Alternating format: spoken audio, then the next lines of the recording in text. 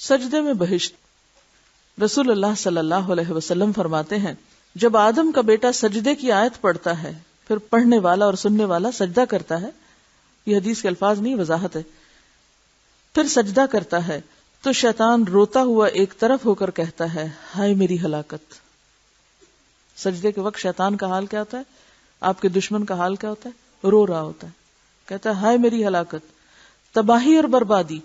آدم کے بیٹے کو سجدے کا حکم دیا گیا، اس نے سجدہ کیا، پس اس کے لیے بہشت ہے، اور مجھے سجدے کا حکم دیا گیا، میں نے نافرمانی کی، پس میرے لیے آگ ہے۔ تو سجدہ قرب الہی کا ذریعہ بھی ہے اور سجدہ جنت میں جانے کا ذریعہ بھی ہے۔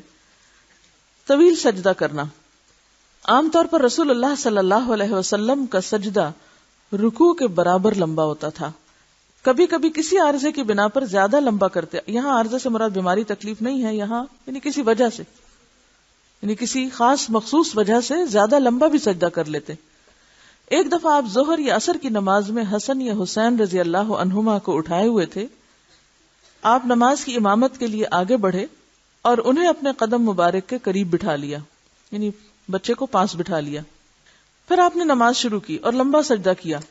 جب آپ نے نماز ختم کی تو لوگوں نے عرض کیا یا رسول اللہ صلی اللہ علیہ وسلم، آپ نے اس نماز میں ایک سجدہ بہت لمبا کیا، یہاں تک کہ ہمیں خیال گزرا کہ کوئی واقعہ رونما ہو گیا ہے۔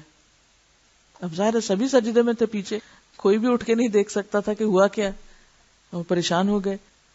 ہمیں خیال گزرا کہ کوئی واقعہ رونما ہو گیا یا پھر وہی نازل ہو رہی ہے۔ آپ نے فرمایا ایسی کوئی بات نہیں تھی، بس میرا بیٹا میری کمر پر سوار ہو گیا تو میں نے یہ بات پسند نہ کی کہ سجدے سے جلدی سر اٹھا کر اسے پریشانی میں مبتلا کروں۔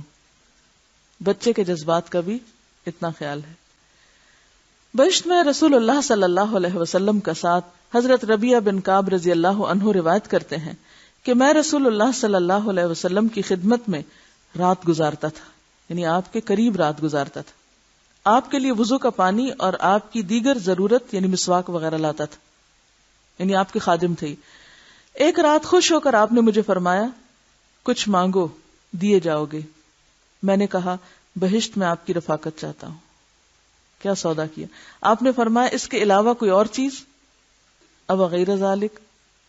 میں نے کہا بس یہی۔ قال هو ذاک۔ پھر آپ نے فرمایا بس اپنی ذات کے لیے سجدوں کی کثرت سے میری مدد کرو، اگر میرے ساتھ رہنا چاہتے ہو تو پھر سجدے زیادہ کرو۔ جس طرح معالج مریض کو کہے کہ حصول شفا کے لیے میں تیرے لیے کوشش کرتا ہوں اور تو میری ہدایات کے مطابق دوائی اور پرہیز کرنے کے ساتھ میری مدد کر، اسی طرح آپ نے ربیعہ کو فرمایا کہ میں تیرے حصول مدعا کے لیے دعا سے کوشش کرتا ہوں، تو سجدوں کی کثرت کے ساتھ میری کوشش میں میری مدد کر، اس طرح تجھے بہشت میں میری رفاقت حاصل ہوگی۔ ہم لوگ عام طور پر دوسروں کو کیا کہتے رہتے ہیں؟ میرے لیے دعا کرو، لیکن خود کوئی کوشش نہیں کرتے۔ آپ صلی اللہ علیہ وسلم نے انہیں کیا فرمایا کہ تم اگر میری شفاعت چاہتے ہو، دعا چاہتے ہو تو پھر سجدے کثرت سے کرو۔ ہم شفاعت کا مطلب کیا لیتے ہیں کہ کچھ پھر کرنے کی ضرورت نہیں، کام تو ہو ہی جانا ہے۔ حضرت ثوبان نے رسول اللہ صلی اللہ علیہ وسلم سے جنت میں لے جانے والا عمل پوچھا، میں جنت میں جانا چاہتا ہوں، مجھے کوئی طریقہ بتائیے۔ آپ نے فرمایا اللہ کے لیے سجدوں کی کثرت لازم کر، پس تیرے ہر سجدے کے بدلے اللہ تیرا درجہ بلند کرے گا اور اس کے سبب سے گناہ مٹائے گا۔